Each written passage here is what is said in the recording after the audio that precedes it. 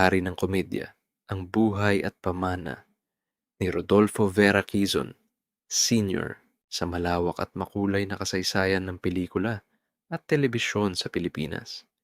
Iilan lamang ang mga pangalang nag-iwan ng hindi mabuburang marka sa kamalayan ng sambayanan. Nangunguna sa listahang ito si Rodolfo Vera Quezon, Sr., ang iginagalang na institusyon sa likod ng pangalang Dolphy. Higit pa sa pagiging isang komedyante, si Dolphy ay isang salamin ng kulturang Pilipino, isang tagapagsalaysay ng pang-araw-araw na buhay, tagumpay at pagsubok ng karaniwang tao. Kinilala bilang hari ng komedya, ang kanyang buhay ay isang testamento sa kapangyarihan ng pagpapatawa na magbigay aliw, magbigkis, at magpagaling sa isang bansang maraming pinagdaanan. Mga unang taon, ang pagsibol ng isang alamat sa Tondo. Isinilang si Rodolfo Vera Quezon noong ika-25 ng Hulyo, 1928 sa Calle Herrera, sa Tondo, Maynila, isang lugar na kilala sa pagiging pugad ng mga pangarap at pakikibaka. Ang kanyang ama, si Melencio Espinosa Quezon, ay isang mekaniko ng barko, habang ang kanyang ina, si Salud Vera Quezon, ay isang mananahi. Bilang pangalawa sa 10 magkakapatid, maagang namulat si Dolphy sa kahalagahan ng pagsisikap upang maitawid ang pamilya. Kabilang sa kanyang mga kapatid sina Corazon, Josefina, Melencio Jr., Ilora, Aurora o Oring, George, George, Jaime, Jimmy, Teresita, at isa pang Jaime. Ang kanyang pagkabata ay hinubog ng karaniwang pamumuhay sa Maynila. Sa murang edad, nasaksihan niya ang mahika ng pelikula, hindi bilang isang manonood sa loob ng sinehan, kundi bilang isang batang nagtitinda ng mani at butong pakuan sa labas nito. Ang karanasang ito ang nagbigay sa kanya ng unang sulyap sa daigdig na kalaunan ay kanyang magiging kaharian. Isa sa mga pelikulang tumatak sa kanyang isipan ay ang klasikong Gone with the Wind, ang unang pelikulang may kulay na kanyang napanood. Nang sumiklab ang ikalawang digmaang pandaigdig, ang kabataan ni Dolphy ay napuno ng mga pagsubok na nagpatibay sa kanyang karakter. Sa edad na 11 hanggang 13, sumabak siya sa iba't ibang uri ng trabaho upang makatulong sa pamilya. Naranasan niyang maging tagakutit ng sapatos, tagakabit ng butones sa isang paggawa ng pantalon, tagapili ng mga bote, at maging kutsero ng karitela. Ang mga karanasang ito sa lansangan ang nagbigay sa kanya ng malalim na pag-unawa sa pulso ng masa, isang kaalaman na naging pundasyon ng kanyang uri ng komedya. Sa kabila ng hirap ng buhay, hindi nawala ang kanyang hilig sa pagtatanghal. Regular siyang nanonood ng mga stage show sa Life Theater at Avenue Theater, kung saan namangha siya sa galing ng kanyang mga idolo. Hinangaan niya ang tambalang Pugo at Togo para sa kanilang nakatatawang dialogo at ang husay sa pagsayaw ni na Benny Mac at bayan ni Casimiro. Ang mga ito ang nagsilbing inspirasyon at nagtanim sa kanyang isipan ng pangarap na isang araw ay makatuntong din sa entablado. Pagsisimula sa entablado at unang hakbang sa pelikula, ang pangarap ni Dolphy ay nagsimulang magkatotoo sa panahon ng pananakop ng mga Hapon. Sa edad na 17, binigyan siya ng pagkakataon ng kanyang idolo na si Benny Mac upang maging isang chorus dancer. Sa loob ng isang buwan sa Avenue Theater, sinimulan niyang hasain ang kanyang talento. Lumipat siya sa Lyric Theater at nagtanghal din sa Orient Theater, kung saan unti-unti siyang nakilala. Ginamit niya ang kanyang unang pangalan sa entablado na Golay. Ang panahong ito ay mapanganib. Kapag may nagaganap na air raid, ang mga nagtatanghal at manunood ay sabay-sabay na tumatakbo sa kanlungan ng teatro.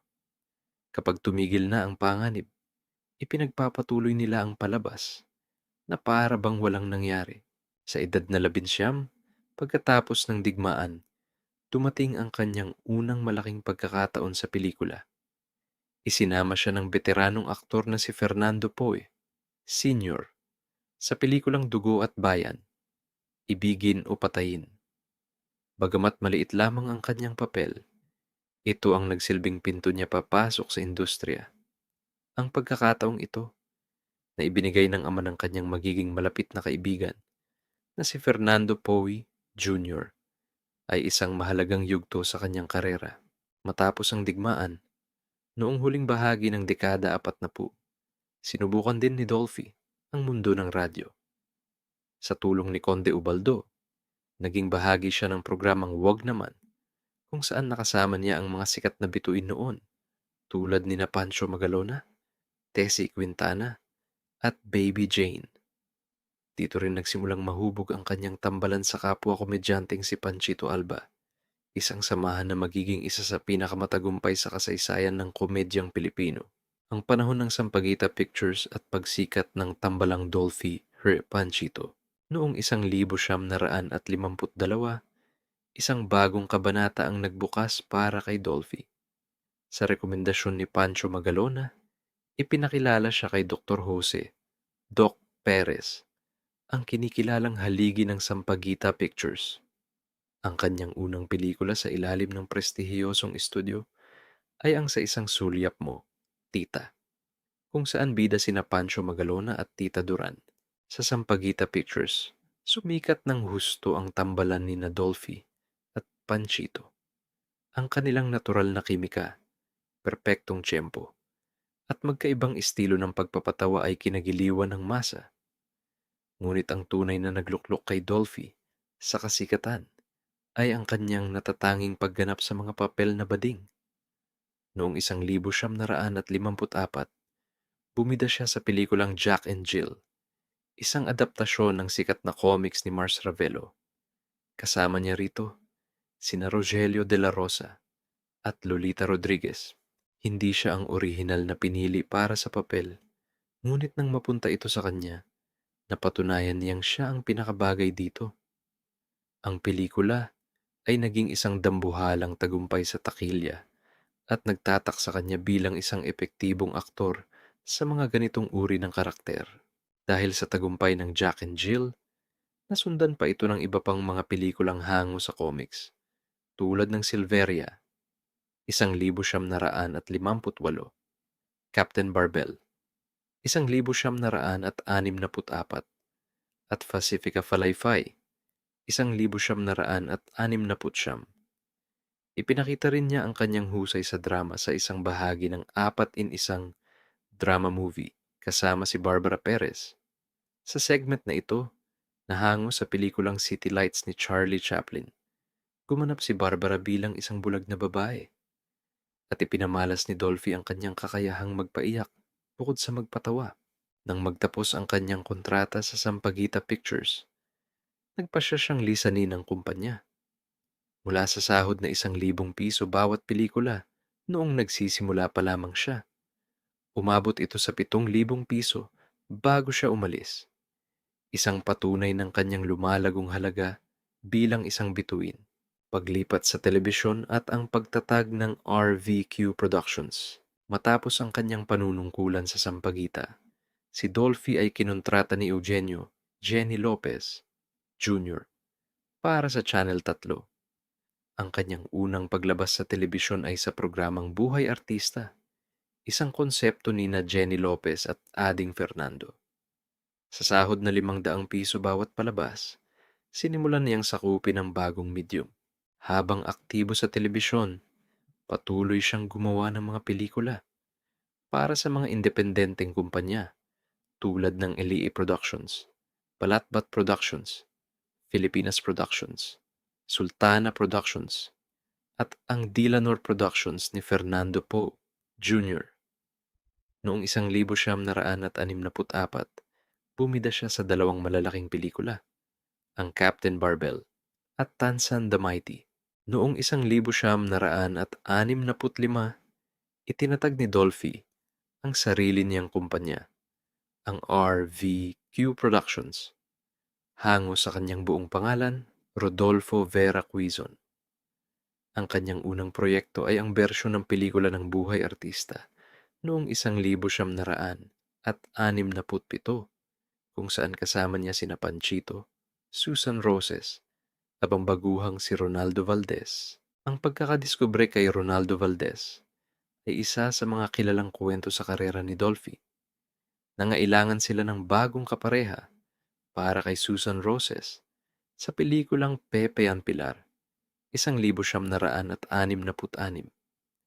Nakita ni Dolphy si Ronaldo sa isang basketball court at dinala ito sa isang press conference. Ang unang reaksyon ni Susan ay, "Wala na bang iba?" Hindi sumuko si Dolphy. Dinala niya si Ronaldo sa barbero, binilhan ng bagong sapatos, at pinahiram ng maayos na damit. Nang muli niyang iharap kay Susan, mas naging katanggap-tanggap ang reaksyon nito. Hindi alam na iisang tao lang ang ipinakita sa kanya. Ang pangyayaring ito ay nagpapakita ng matalas na mata ni Dolphy sa pagtuklas ng mga bagong talento, mga hindi malilimutang karakter, at ang tagumpay ng John and Marcia sa pag-usbong ng mga pelikulang Secret Agent na inspirado ng James Bond. Hindi nagpahuli si Dolphy. Noong 1965, ginampanan niya si Agent sa 2-3 sa Dolpinger, isang matagumpay na spoof ng pelikulang Goldfinger. Kasama niya rito si Chiquito bilang si Agent 020. Noong 1969,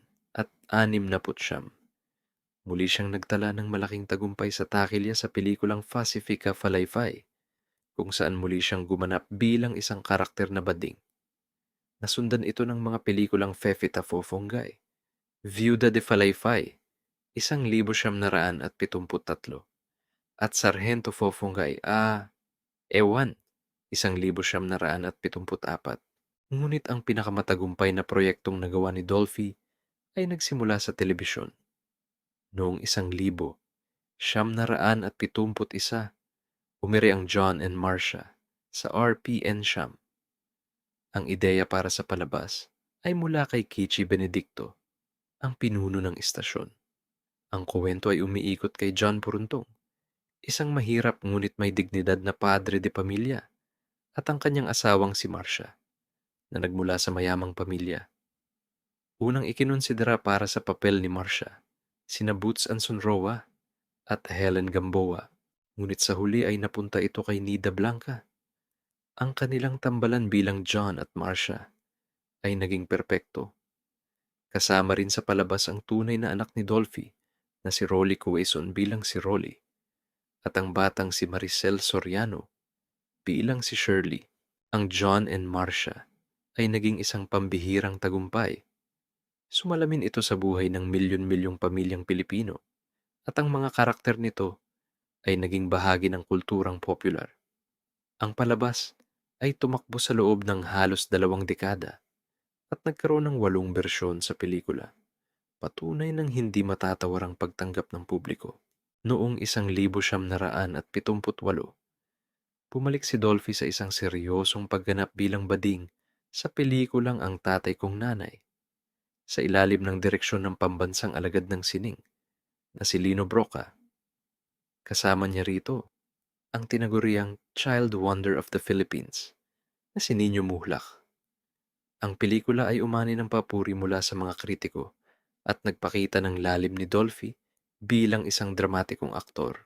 Ang kanyang tagumpay sa telebisyon ay nagpatuloy hanggang sa dekada 70 sa sitcom na Home Along the Rails, 1972, kung saan gumanap siya bilang si Kevin Cosme, isang biyudo na mag-isang itinatag-uyod ang kanyang mga anak. Kasama niya rito si Nova Villa at ang kanyang tunay na anak na si Vandolph. Nasundan pa ito ng Home Along the Road, 2002, at Home Along the Airport, 2003. Noong 2001, muli siyang gumanap sa isang mapanghamong papel sa pelikulang Markova, Comfort Gay, kasama ang kanyang mga anak na sina Eric Quizon at Jeffrey Quizon. Personal na buhay, isang ama sa marami. Bagamat hindi kailanman ikinasal, ang personal na buhay ni Dolphy ay isang bukas na aklat sa publiko. Sa huling 2 dekada ng kanyang buhay, ang kanyang naging kapareha ay ang aktres at mga awit na si Jaja Padilla, kung saan sila ay nanirahan sa Parañaque. Ayon kay Dolphy, nagkaroon siya ng 5 seryosong relasyon bago si Jaja, kung saan siya nagkaroon ng mga anak. Sa kabuuan, siya ay naging ama sa 18 anak. Ingracia Dominguez, isang actress na nakilala niya sa mga stage show. Naghiwalay sila noong 1963.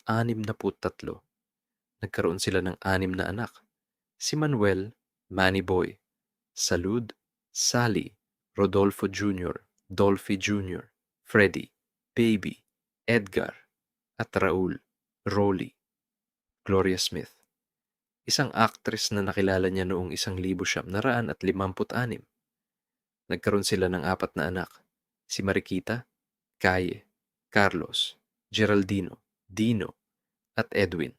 Pamela Ponti, Baby Smith, isang actress na may screen name na Pamela Ponti. Nagkaroon sila ng 4 na anak. Si Ronaldo, Ronnie, Enrico, Eric, Madonna, Dana, at Jeffrey, Epi. Evangeline Tagulaw, isang nurse na nakilala niya habang nagsushooting sa isang ospital noong huling bahagi ng dekada 60. Nagkaroon sila ng isang anak, si Rommel.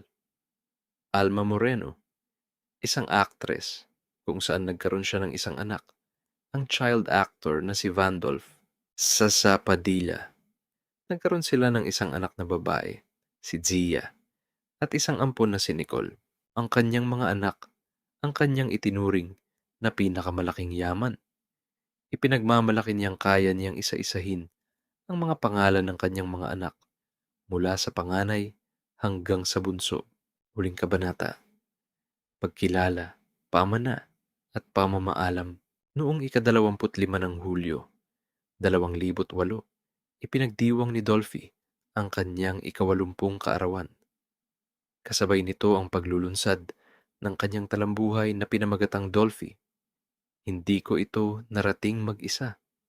Sa isang pahayag, sinabi ng nooy Pangulo ng ABS-CBN na si Charo Santos Concho, si Dolphy ay nagbigay ng mga ngiti at halakhak sa gitna ng mga problema. Noong Nobyembre 2010, iginawad sa kanya ni Pangulong Benigno Noynoy Aquino III ang Grand Collar of the Order of the Golden Heart, ang pinakamataas na parangal na maaaring ibigay ng isang pangulo sa isang pribadong mamamayan. Kinilala nito ang kanyang napakalaking kontribusyon sa sining at kultura, pati na rin ang kanyang mga gawaing pangkawanggawa. Noong ika-10 ng Hulyo 2012, 15 araw bago ang kanyang ika-84 na kaarawan, pumanaw si Dolphy sa edad na 83. Ang sanhi ng kanyang pagkamatay ay multiple organ failure dulot ng mga komplikasyon mula sa pneumonia at chronic obstructive pulmonary disease. Sa kanyang libing sa Heritage Park sa Taguig, iginawad sa kanya ng kanyang kaibigan at dating Pangulo na si Joseph Estrada ang isang posthumous na People's Artist Award bilang pagkilala sa kanyang hindi matatawarang ambag sa industriya ng pelikulang Pilipino. Ang pagpanaw ni Dolphy ay nag-iwan ng malaking puwang sa puso ng bawat Pilipino.